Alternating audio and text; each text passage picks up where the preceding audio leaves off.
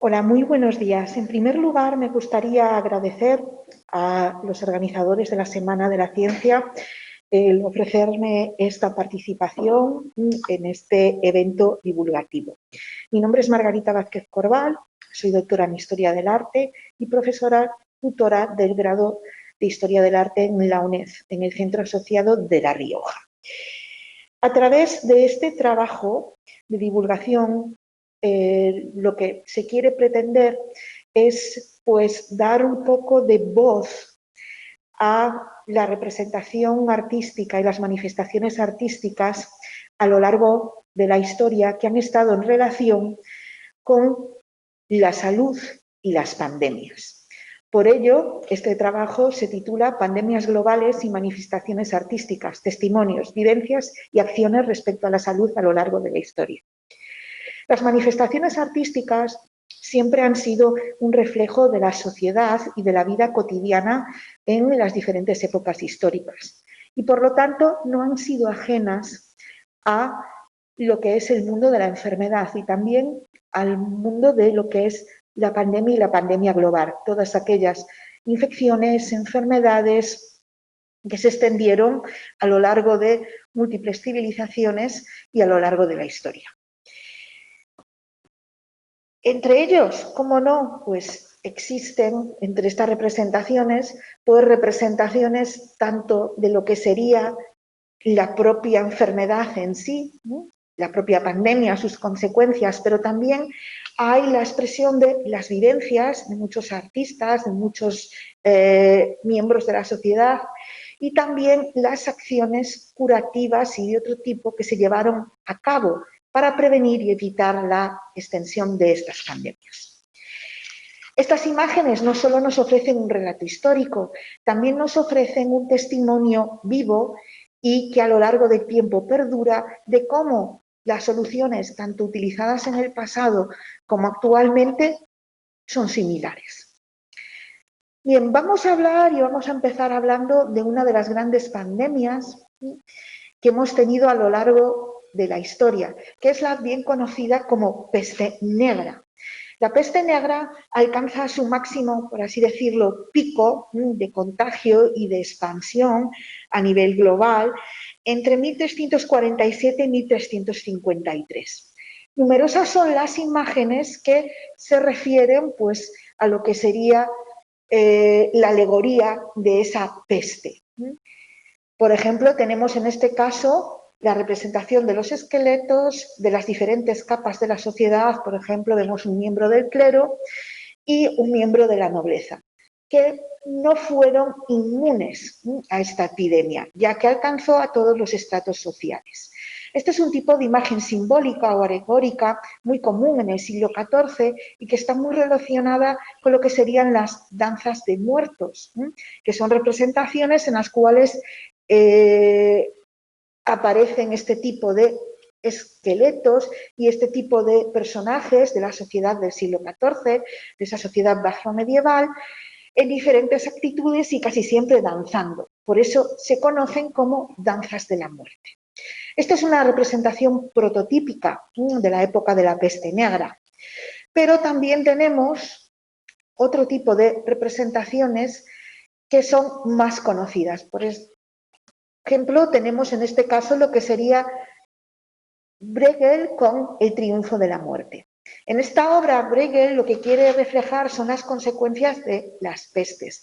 Entonces, utiliza muchísimos símbolos y alegorías de lo que generó la peste, es decir, guerras, hambrunas, mortandad, conflictos, etc. Entonces, en las diferentes áreas en las cuales podemos dividir esta pintura, pues tenemos iconografías que refieren a estas diferentes alegorías con significado simbólico que tienen que ver con los desastres que ocasionó la peste. Por ejemplo, aquí podemos ver, ¿no?, este esqueleto que actúa como jinete, como un jinete del apocalipsis y que va trasladando los diferentes restos mortuorios, los diferentes esqueletos, etcétera, a través pues, de un espacio más o menos indefinido, pero que podemos ver que es como un espacio desértico, con muchas representaciones, es muy abigarrado, hay un gran horror vacui, y quiere simbolizar, pues bueno, esos efectos que generó la peste. También este espacio, que está representado como un lugar desértico, quiere representar esas hambrunas, esa sensación de, digamos, de vacío, de no aislamiento, de no falta de alimentos, es que como si no hubiese nada. Eso es lo que quiere representar. Por eso es ese desierto, ese aspecto, pues bueno, de, digamos, de desolación, y que podríamos definir como dantesco, que tiene, digamos, el fondo de esta obra. Sin embargo, si hay unas imágenes que nos llaman la atención durante la época de la peste negra, son las representaciones en sí mismas de la enfermedad, es decir, de la sintomatología. En este caso, tenemos una representación en la cual aparece un matrimonio enfermo y tenemos luego un personaje, aquí que parece pues un sirviente, y aquí vemos una especie de representación que aludiría a ese agente infeccioso que causa la epidemia, que causa la peste negra. En este caso se trata de una obra, de un manuscrito, una Biblia de finales del siglo XIV, principios del siglo XV, y como vemos, pese a que no notamos gran expresividad en los rostros de los enfermos, sí vemos claramente las consecuencias de la enfermedad, es decir, la sintomatología a través de esas bubas, de esas heridas con forma protuberante y que supuran. Se trata de la peste bubónica, que se caracterizaba por esas bubas. Y en este sentido vemos que es muy realista esta obra, esta miniatura, en cuanto a la representación de la enfermedad. Pero sin duda, si hay algo que nos va a llamar mucho la atención entre las representaciones referentes a la peste negra y las representaciones coetáneas, es decir, las del siglo XIV, van a ser los ejemplos de las miniaturas de Tournai. Tournai es una localidad belga que fue asolada por la peste negra en el periodo comprendido entre 1348 y 1349. A consecuencia de esto, un monje y abad de un monasterio, el monasterio de San Martín de los Justos, de esa misma ciudad, de Tournai, decidió, pues bueno, hacer una especie de crónica histórica, una crónica histórica incluyendo bastantes episodios de la historia de la humanidad, pero con especial énfasis en lo que sería reflejar tanto las razones como las consecuencias que llevaron a esta epidemia, a la peste negra. En este caso vamos a destacar tres miniaturas que tenemos aquí. La primera se refiere al entierro de los muertos. ¿Qué sucede? Que bueno, como causaba gran mortandad, uno de los requisitos y una digamos, de las actuaciones de prevención era realizar los enterramientos lo más rápido posible. Pero ¿qué sucede? Como podemos ver en esta imagen, los enterramientos se sucedían. Entonces ya llegaba un momento que era tal número de víctimas que tenían que hacerse enterramientos de una forma muy rápida e incluso con aglomeración, como vemos aquí. En este caso, aunque en este detalle no se ve muy bien, veríamos unos rostros afligidos y la rapidez y, digamos, el gran abigarramiento, aglomeración de cuerpos que conllevaba esta tragedia de la peste negra. Otra miniatura que nos llama especialmente la atención es esta que vemos aquí, en la cual tenemos una acción que se consideraba preventiva a efectos de combatir la peste negra. Hoy en día nos puede parecer algo salvaje, algo totalmente, pues bueno, podemos decir, hasta pues cruel, y es la introducción del culto de la flagelación, es decir, para expiar los pecados, y como se consideraba que la peste, pues bueno, era un castigo a la humanidad y a esas poblaciones, en este caso a Tournai, pues el movimiento de los flagelantes cogió especial trascendencia. Entonces, ¿qué sucedía? Que por las calles continuamente se veían personas que iban flagelándose, en este caso son los hermanos de la Santa Cruz, y con esto se pensaban que se prevenía y se podía llegar a curar la peste, porque la acción de sacrificio de estas personas podría combatir la enfermedad. Hoy sabemos que esto no es así, pero esto es un culto o una forma de vivir la piedad de la época medieval muy típico, y que especialmente en la época de la peste negra, en el siglo XIV, tuvo gran trascendencia.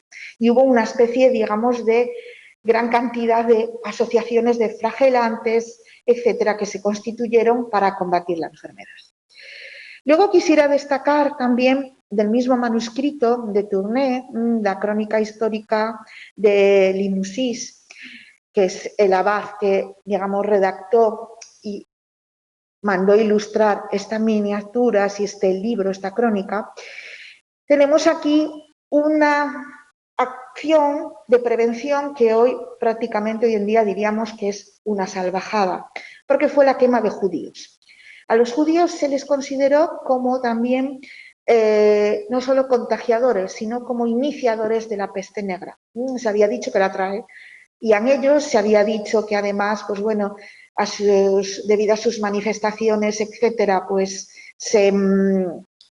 religiosas, pues esto eran como hechizos que causaban la peste negra, etcétera. ¿Y qué sucedió? Pues bueno, que se hicieron diferentes quemas de esas personas, se les quemó vivos en diferentes partes de Europa. Esta es la de Tournai, pero también hubo una quema muy importante en Nuremberg, Alemania, que vemos aquí representada. Se les consideraba los culpables y se les utilizó como chivo expiatorio. Además de la peste negra, que fue, digamos, la gran peste, y que, ya digo, se distribuyó por toda Europa durante el siglo XIV, tenemos otras representaciones de otras pestes posteriores. En este caso, tenemos una representación italiana del mercado de Nápoles del siglo XVII, en la cual vemos también las consecuencias de la peste. España no es ajena a estas pestes que siguieron a la peste negra en otros siglos, y aquí vemos esta representación, este cuadro de Goya, en el cual tenemos una representación de apestados que están como una especie de corral, en un subterráneo, en una especie de cárcel. Esto haría referencia a una de las prevenciones que bien conocemos hoy actualmente debido a la pandemia del COVID, que es el confinamiento. Pero en este caso el confinamiento llevado a un extremo pues muy radical, porque consistía en encerrar a los apestados en un lugar seguro hasta que bien se curasen o bien falleciesen, que eso ocurría, pues por así decirlo, en un 99% de los casos.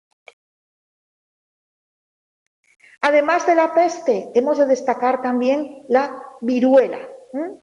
La viruela, enfermedad también infecciosa, muy peligrosa y que supuso también una pandemia global durante varios siglos, se hizo patente también en las manifestaciones artísticas. En este caso tenemos el retrato de Fernando II de Medici, en el cual vemos perfectamente lo que serían esas consecuencias de la viruela, a través de esas pústulas, una especie de erupción que llena la cara y cuello de este personaje, que era un personaje noble, pero está el realismo que representa, y además se trata de una obra, de una pintura realizada por un pintor flamenco, no, digamos, no es escaso en detalles, es decir, representa la enfermedad con toda la crueldad. Y a su lado tenemos la representación de la vacuna, la vacunación o la inoculación que hizo Jenner a finales del siglo XVIII, constituyendo la primera vacuna contra la viruela. Por un lado tenemos la representación, ya en el siglo XVI, de la enfermedad y sus consecuencias, y por otro lado la cura, ya a finales del siglo XVIII.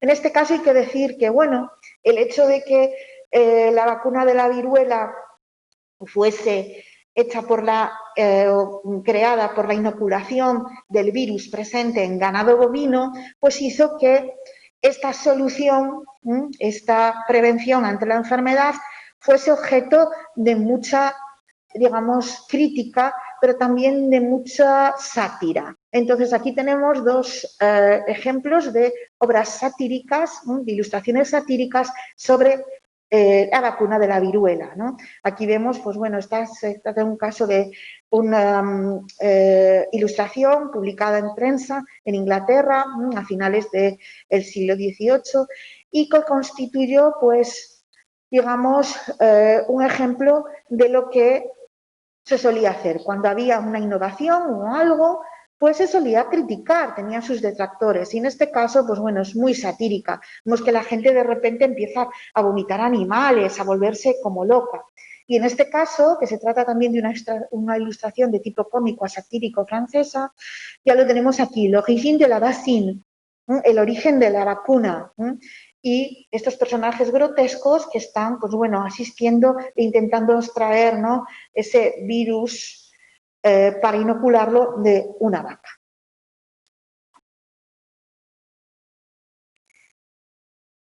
En este caso, nos pasamos ya a lo que sería una de las grandes epidemias del siglo XIX, que sería la tuberculosis y la tisis.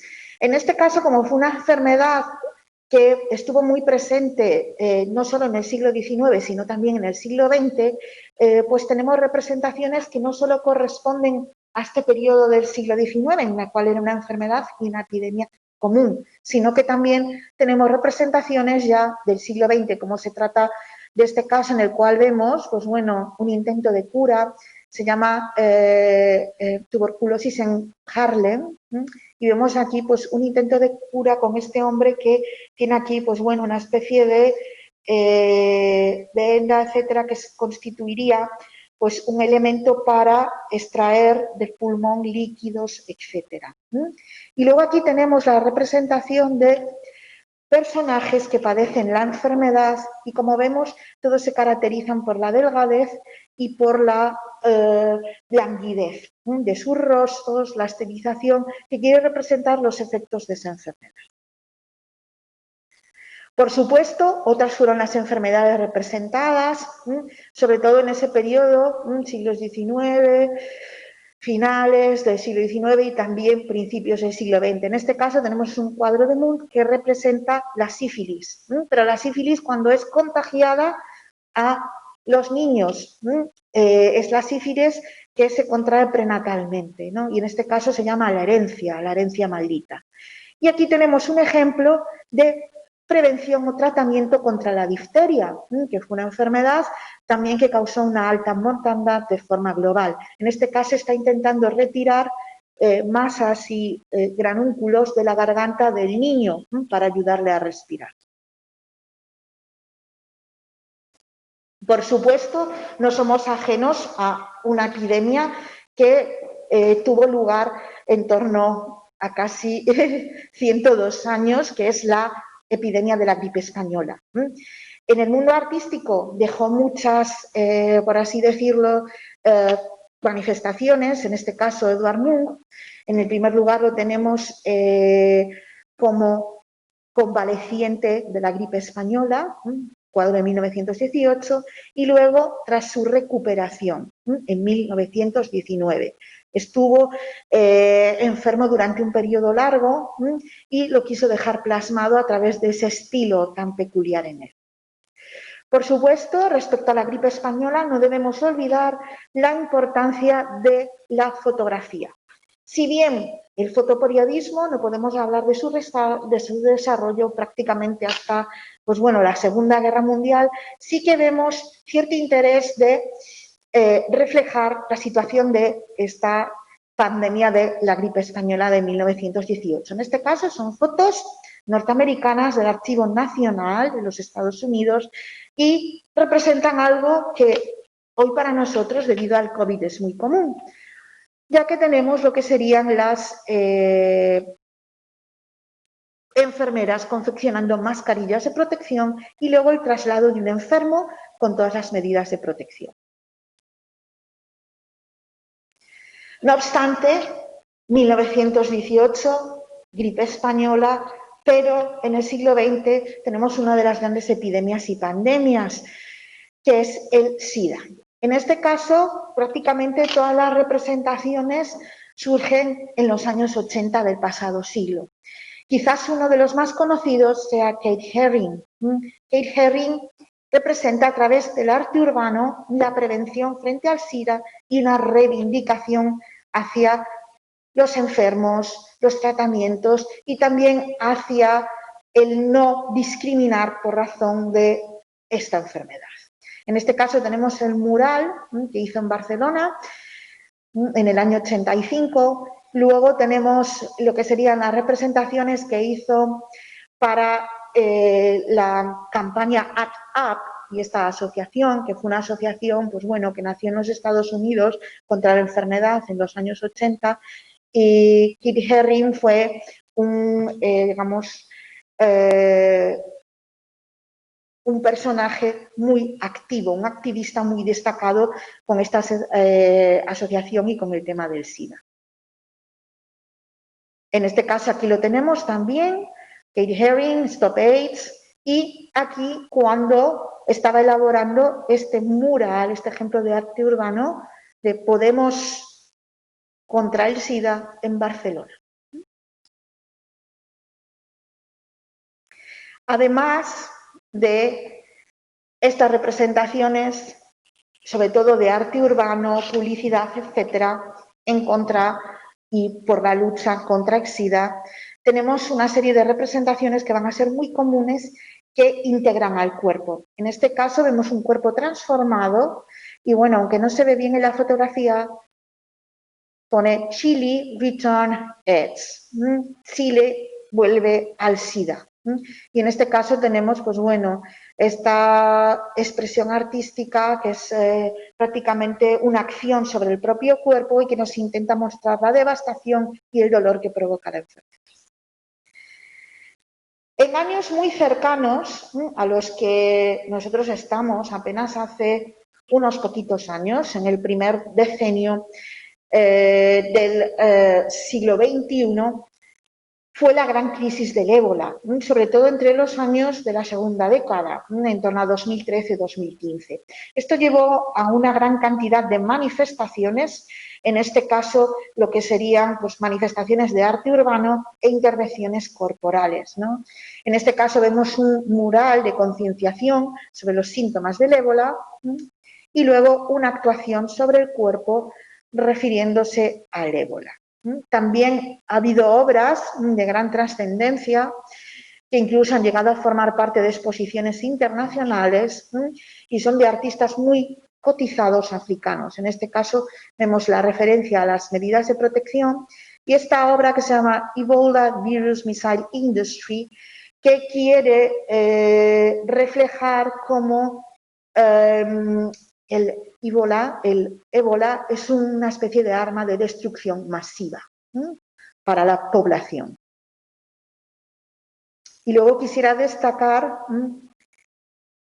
esta obra que se trata, pues bueno, de una serie de paneles que podemos, es como una instalación artística y que podemos observar y que nos muestra cómo la muerte del ébola y la evolución de la enfermedad es silenciosa, porque afecta especialmente a los países africanos y nadie interviene y ellos mueren, viven y padecen silenciosamente.